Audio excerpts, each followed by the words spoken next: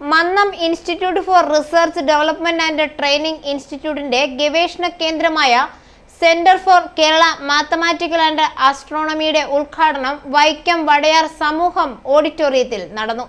സെന്ററിന്റെ ഔപചാരികമായ ഉദ്ഘാടനം ധനലക്ഷ്മി ബാങ്ക് ചെയർമാനും വ്യവസായ പ്രമുഖനുമായ കലഞ്ഞൂർ മധു ഭദ്രദീപം കൊളുത്തി നിർവഹിച്ചു.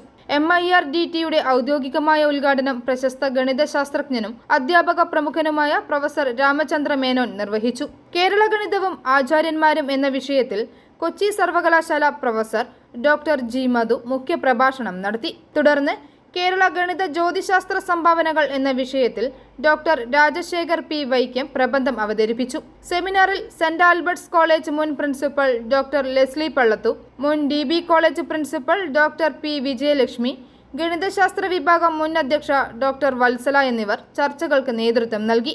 Doctor CR Vinod Kumar, professor MR ഉണ്ണി, അയർക്കുന്നം രാമൻ നായർ എന്നിവർ പ്രസംഗിച്ചു. i4 news, Vaikom.